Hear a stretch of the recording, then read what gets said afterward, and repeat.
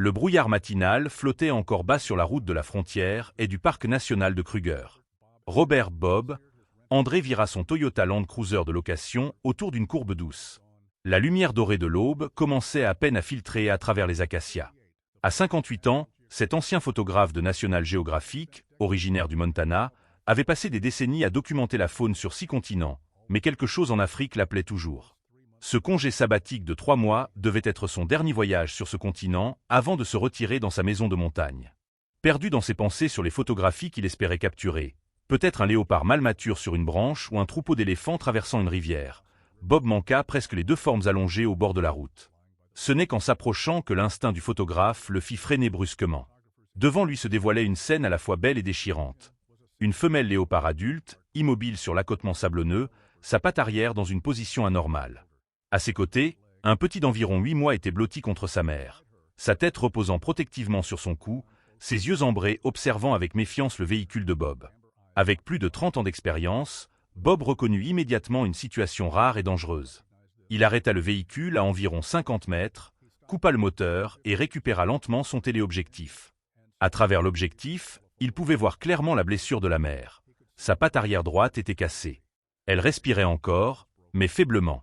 Le petit léchait continuellement son visage, frottant parfois sa tête contre son cou, comme pour la réveiller. Chaque fois qu'une voiture passait, il se pressait contre elle, protégeant sa mère tout en adoptant une posture défensive. Bob prit une série de photographies, le cœur serré. Après 30 ans à observer la nature sauvage sous toutes ses formes, il avait rarement été aussi ému. Il sortit rapidement son téléphone satellite et appela le centre de secours du parc national de Kruger. 20 minutes plus tard, une Jeep du service du parc apparut. Dr Catherine Kate Renaud, une biologiste de la faune américaine de 52 ans, actuellement en recherche au parc dans le cadre d'un programme d'échange avec l'université de Stanford, descendit du véhicule. Avec elle se trouvait Thomas Guillaume, un ranger afro-français avec 30 ans d'expérience dans les zones de conservation, et Dr Marc Thibault, un vétérinaire spécialisé dans les grands félins. L'équipe de secours établit rapidement un périmètre de sécurité, plaçant des panneaux pour ralentir les véhicules. Kate utilisa des jumelles pour observer l'état de la mère léopard et de son petit avant de discuter d'un plan avec ses collègues. Selon son expérience, approcher une mère léopard blessée était déjà difficile, mais avec la présence d'un petit protecteur, le défi était décuplé. Pendant que l'équipe préparait des fusils à tranquillisants, Bob remarqua quelque chose d'inhabituel. Le petit se positionnait constamment entre sa mère et toute menace perçue, même au péril de sa vie. Il n'avait aucune intention de s'enfuir pour se sauver, contrairement à l'instinct de survie habituel. À travers son objectif, Bob captura le moment où le petit se dressait, protecteur, entre sa mère et l'équipe de secours, le dos arqué, les oreilles aplaties, indiquant clairement qu'il se battrait jusqu'au bout pour la défendre. Kate décida qu'il fallait endormir les 2 léopards simultanément. 2 fléchettes tranquillisantes furent préparées, chacune avec une dose précise pour les individus. Les tirs devaient être synchronisés. Si le petit était sédaté en premier, la mère blessée pourrait attaquer pour protéger son jeune. Inversement, si la mère était sédatée en premier, le petit pourrait paniquer et s'enfuir dans la forêt. Le moment décisif arriva. 2 fusils à tranquillisants visèrent précisément. Un léger sifflement se fit entendre lorsque les fléchettes touchèrent les 2 léopards presque simultanément. Le petit sursauta, grogna faiblement, puis tenta de rejoindre sa mère dans les derniers instants avant que le sédatif ne fasse effet. Il s'effondra, sa tête reposant toujours sur la patte de sa mère, créant une image émouvante de l'amour maternel que Bob parvint à capturer, une photographie qui deviendrait plus tard l'icône de toute cette histoire. L'équipe de secours s'approcha rapidement. La mère léopard était dans un état bien plus grave qu'il ne l'avait vue de loin. Sa patte arrière droite était fracturée en plusieurs endroits, probablement à cause d'une collision avec un véhicule, et elle portait plusieurs blessures sur le flanc. Kate réalisa que ce léopard était resté là toute la nuit, essayant de protéger son petit malgré la douleur. Elle aurait dû partir chercher un abri sûr, mais elle ne l'a pas fait à cause de son petit, murmura Kate alors qu'il plaçait soigneusement la mère sur une civière. Et ce petit, son comportement est complètement anormal. Les petits léopards fuient généralement en cas de danger, mais lui est resté. Les 2 léopards furent placés dans le véhicule et rapidement transportés au centre de réhabilitation de la faune de Skukuza, l'établissement médical le plus avancé du parc. En chemin, Kate surveillait continuellement les signes vitaux des 2 léopards. La mère, nommée Lune, avait un pouls faible, tandis que le petit, nommé Léo, était plus stable. Bob suivait dans son propre véhicule, le cœur battant. Il avait vu de nombreux décès dans la nature, mais jamais il n'avait autant souhaité une issue positive. Le centre de réhabilitation de la faune de Skukuza était en pleine effervescence alors que Lune fut immédiatement conduite en salle d'opération. Dr Thibault et son équipe médicale évaluèrent rapidement l'état de la femelle léopard. Sa patte arrière était gravement fracturée en 3 endroits et il y avait des signes de traumatisme interne. L'opération devait commencer immédiatement pour sauver Lune. Pendant ce temps, dans une salle d'examen séparée, Kate et d'autres membres du personnel examinaient Léo. Physiquement, le petit léopard était en bonne santé, bien que légèrement mal nourri. Mais dès que le sédatif commença à se dissiper, le vrai problème émergea. Léo se réveilla en panique, grognant et essayant de s'échapper de sa cage, appelant sans cesse sa mère avec des cris déchirants. Il refusait nourriture et eau, frappant constamment contre la cage pour trouver une issue. Kate n'avait jamais vu une réaction aussi forte chez un petit léopard. Normalement, les petits s'adaptent rapidement aux nouvelles situations, surtout lorsqu'on leur fournit de la nourriture, mais Léo ne semblait préoccupé que par une chose, retrouver sa mère. Après 3 heures d'observation, Kate proposa une solution audacieuse, déplacer la cage de Léo près de la salle de récupération où Lune serait transférée après l'opération. Cela allait à l'encontre de tous les protocoles standards, mais elle croyait que la proximité pourrait être le seul moyen d'empêcher Léo de se blesser dans ses efforts pour retrouver sa mère. L'opération de Lune dura près de 5 heures. Dr Thibault et son équipe durent fixer sa patte arrière avec plusieurs broches et plaques en titane, tout en traitant ses blessures internes. Toute l'équipe était épuisée, mais satisfaite lorsque Lune fut enfin stabilisée et transférée dans la zone de récupération. Suivant le plan de Kate, la cage de Léo fut placée à côté de la zone de récupération, séparée par une paroi de verre à sens unique. Léo pouvait voir et sentir sa mère, mais Lune ne pouvait pas voir son petit pour éviter tout stress pendant sa récupération. L'effet fut presque immédiat. Dès qu'il reconnut sa mère, Léo se calma instantanément. Il s'assit tranquillement, pressé contre la cage vers Lune, et accepta pour la première fois la nourriture offerte par le personnel.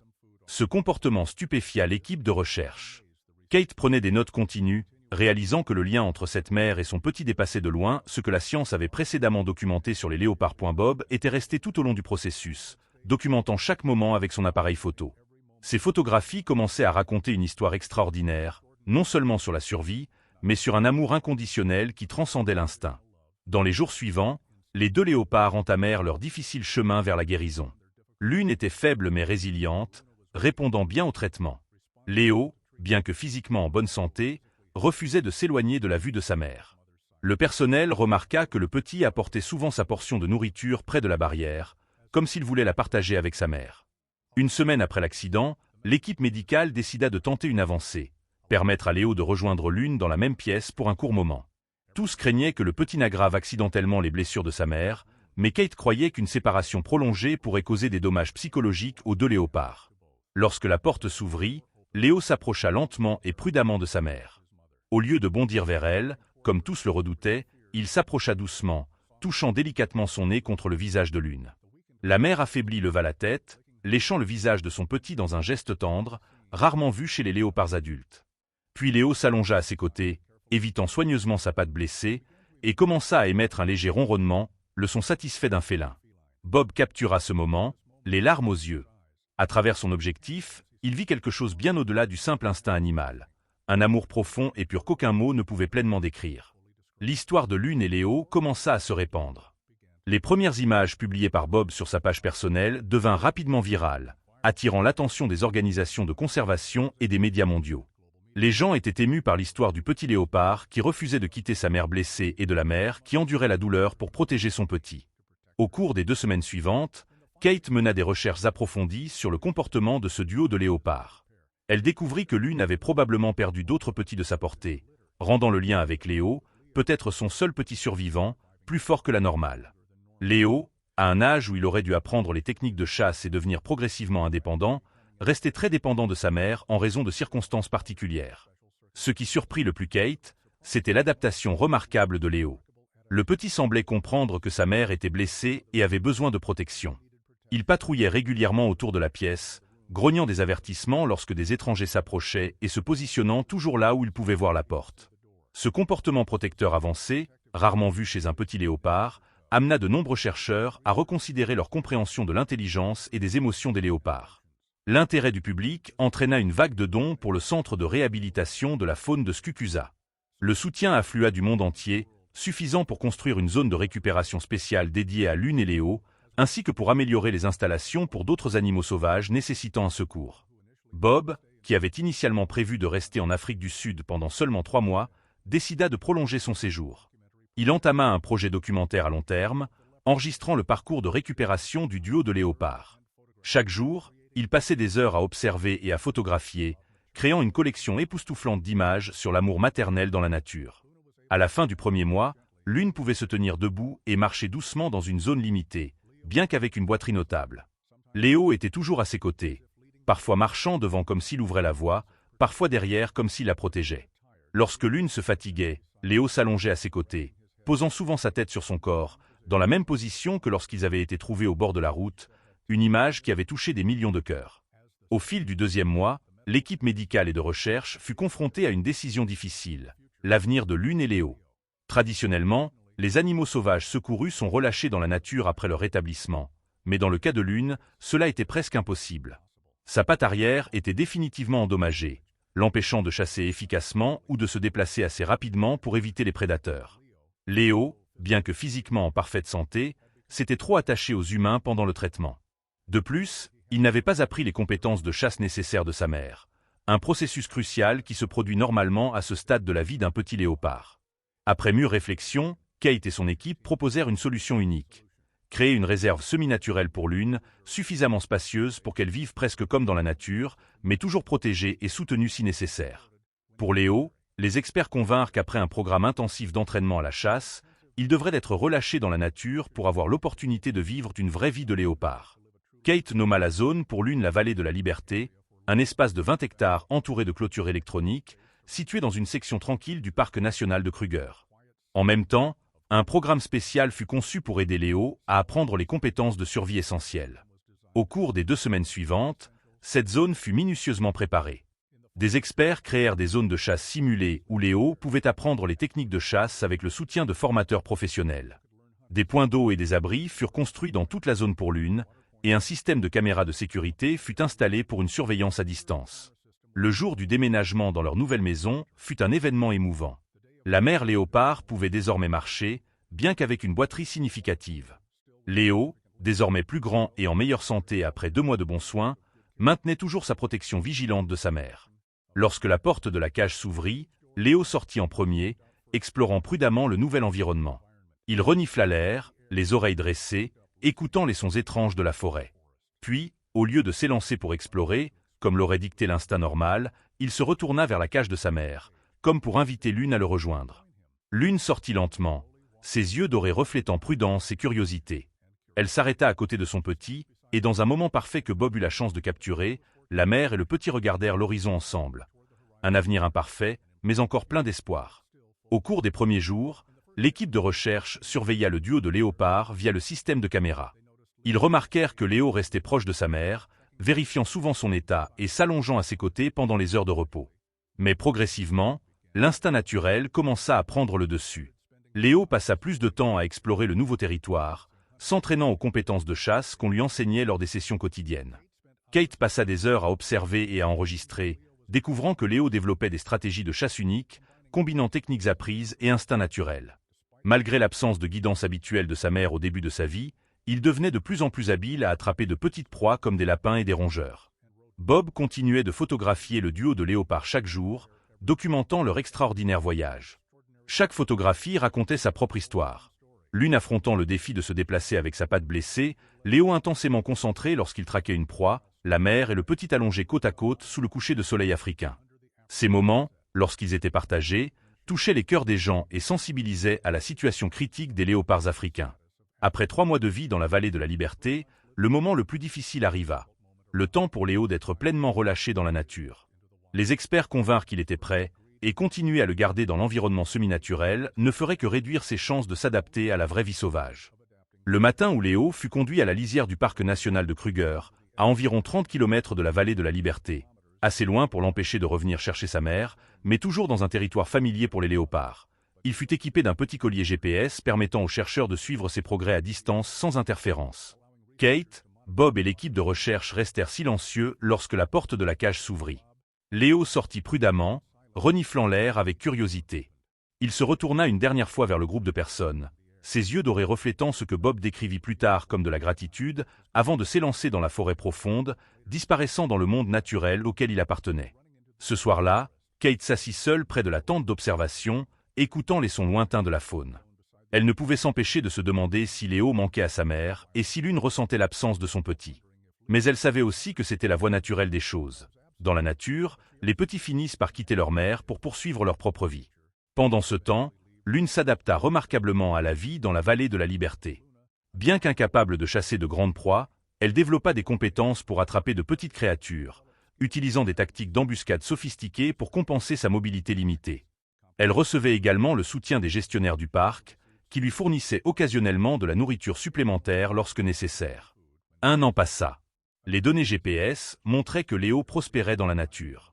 Il avait établi son propre territoire, chassait avec succès et avait même eu des rencontres avec des léopards femelles, signe qu'il s'intégrait pleinement dans le monde naturel. L'une, quant à elle, était devenue une partie intégrante de la vallée de la liberté. Les chercheurs avaient documenté comment elle revendiquait progressivement son espace, marquant son territoire et créant des itinéraires familiers qu'elle parcourait quotidiennement. Bien qu'elle boitât encore, elle se déplaçait avec une dignité et une assurance impressionnantes. 2 ans après ce jour fatidique sur la route de Kruger, Bob publia un petit livre avec ses photographies, racontant l'histoire de Lune et Léo. Le livre se propagea rapidement de personne en personne, touchant le cœur des lecteurs avec une histoire d'amour maternel et de résilience. La plupart des bénéfices furent consacrés à un fonds nouvellement créé, axé sur l'amélioration de la sécurité routière dans les zones de conservation et le soutien à la recherche sur l'adaptabilité des animaux sauvages blessés. Au cours de la 3e année, une bonne nouvelle inattendue arriva grâce aux données de suivi. Léo était devenu père. Des caméras de sentier avaient capturé des images d'une femelle léopard avec 2 petits dans le territoire de Léo. Bien que, selon les caractéristiques naturelles des léopards, Léo ne participerait pas à l'élevage des petits, son succès à trouver une compagne et à contribuer à la reproduction de l'espèce était la preuve la plus claire de sa réintégration réussie. Pendant ce temps, Lune continuait sa vie paisible dans la vallée de la liberté. Bien qu'elle vécût seule, fidèle à la nature solitaire des léopards adultes, elle n'était jamais vraiment seule. L'équipe de recherche veillait toujours sur elle, s'assurant qu'elle avait tout ce dont elle avait besoin pour vivre la vie la plus épanouie possible dans ses limites. Par un après-midi d'été de la 5e année, Bob s'assit sur une tour d'observation surplombant une partie de la vallée de la liberté. Lune était allongée sur un rocher plat, se prélassant au coucher du soleil. À travers son objectif, il vit une sérénité dans ses yeux, celle d'un léopard qui avait surmonté l'adversité pour trouver la paix dans sa nouvelle vie. Lorsque j'ai découvert Lune et Léo au bord de la route il y a 5 ans, écrivit Bob dans son journal, je pensais être témoin d'une tragédie. Au lieu de cela, j'ai eu la chance de documenter l'une des histoires les plus extraordinaires d'amour et de résilience dans le monde naturel. Lune et Léo m'ont appris que parfois, l'amour ne consiste pas à rester ensemble pour toujours, mais à donner à l'autre ce dont il a le plus besoin, que ce soit la protection, les soins ou la liberté. L'histoire de Lune et Léo changea discrètement la façon dont les gens percevaient le monde naturel. À Kruger, de nouvelles mesures de sécurité routière furent mises en place, avec des barrières à capteurs et des passages pour animaux construits au croisement critique. Les méthodes de réhabilitation pour les animaux sauvages blessés s'améliorèrent, de nombreux centres de secours se concentrant désormais sur l'évaluation de l'adaptabilité individuelle et des solutions créatives. Près de l'entrée des visiteurs, non loin de la vallée de la liberté, une simple statue en bronze fut érigée. 2 léopards, un grand et un petit, allongés ensemble, comme dans la première photographie prise par Bob au bord de la route. Sous la statue, une plaque portait une inscription simple mais profonde. Pour Lune et Léo, qui ont appris au monde que l'amour ne connaît pas de frontières, et pour tous ceux qui n'ont jamais abandonné leurs proches dans les moments de difficulté. Chaque jour, des visiteurs s'arrêtent devant cette statue, beaucoup avec des larmes aux yeux en écoutant l'histoire du petit léopard qui refusa de quitter sa mère blessée et des merveilleuses choses qui suivirent. Ils repartent avec une compréhension plus profonde, non seulement des léopards africains, mais aussi de la puissance de l'amour sous toutes ses formes, une leçon tirée de la nature que nous pouvons tous apprendre. Pendant ce temps, au cœur de la vallée de la liberté, Lune continue sa vie. Lors des nuits spéciales où la pleine lune illumine les prairies africaines, on peut encore entendre son appel profond résonner dans l'espace. Pas un cri triste ou solitaire, mais l'affirmation de la présence d'une créature qui a trouvé la paix dans ses circonstances et la liberté dans les limites de sa vie. Et quelque part, à des dizaines de kilomètres de là, dans l'obscurité de la nuit africaine, Léo, désormais un mâle léopard adulte et robuste, continue de vivre la vie libre que sa mère a sacrifiée pour protéger. Le voyage de la mère et du petit, commencé dans un moment désespéré au bord de la route, est devenu un témoignage de la puissance durable de l'amour et de la vie. Une histoire qui ne s'achève jamais vraiment, mais continue de vivre dans le cœur de tous ceux qui en ont été témoins.